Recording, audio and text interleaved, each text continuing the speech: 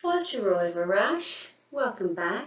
Follow me, Gaeilge. Let's learn Irish. Level A1, Topic 3, on Teaghlach. Level A1, Topic 3, on Teaghlach, the family or the household. Level A1, Topic 3, Rannóg Foirm iarratais Malartú Teaghlaigh.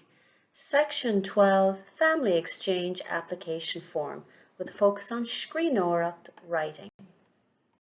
Agus le múna an folklore agus na ceastanna fad a bhaineann le cuasaí Teaghlach, and we'll be focusing on the vocabulary and questions having to do with household family matters. Beag an bilóg Foirm iarratais Malartú Teaghlaigh uait don gníomhaíocht seo. You'll need the handout, Family Exchange Application Form for this activity. Malartú Teaghlaigh, Family Exchange. Líon isteach an iarm thíos. Fill out the form below. Tá clár telefíse nua á hafada ag TG4. A new TV program is being recorded at TG4. Tá amaitheoirí á lorgacha, Teaghlach a bheith Teastas Malartú the Teaghlach eile feadh caithfidh. They're looking for competitors, a family willing to swap lives with another family for 2 weeks. Is é an dúis a bheith ann don Teaghlach a bhuain an comórtas ná €50,000 agus Saoirg America luach €10,000. The prize for the family that wins the competition is €50,000 and a holiday to America worth €10,000. Agus siad na rudaí atá lorgacha, and here are the things they're looking for. Slina, surname. Máthair, the mother. Athair, the father. Seola, address. Stádas posta, marital status. Líon páistí, the number of children. Inínacha agus mic, daughters and sons.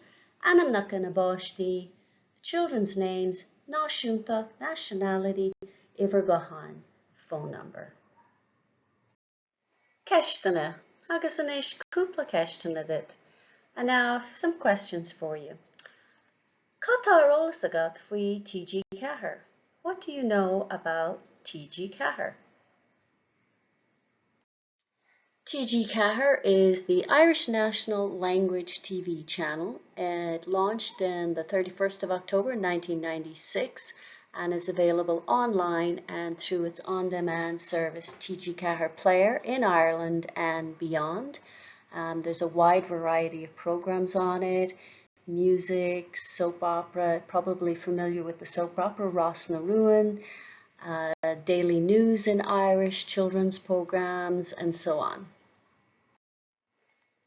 Éach tú riamh chlár nó chuid de chlár TG4.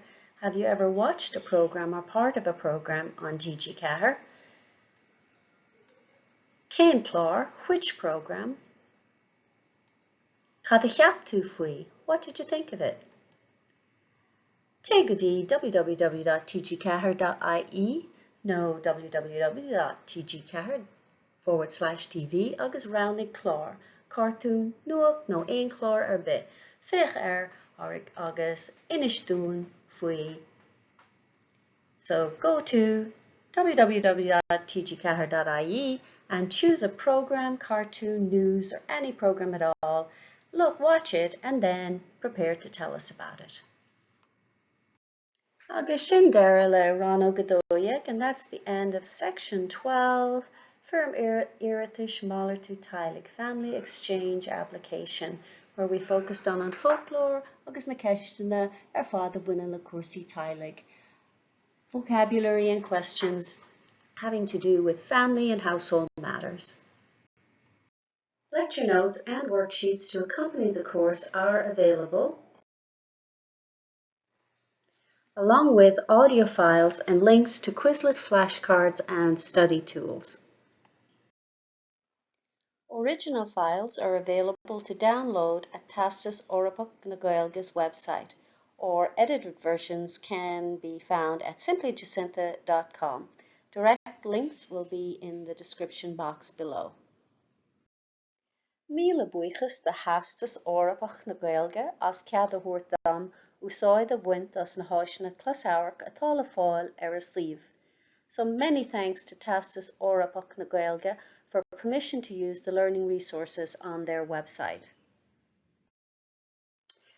Tá súlagam gur bhaint sibh tanavas. I hope you enjoyed this lesson. Like and subscribe if you got some value out of it.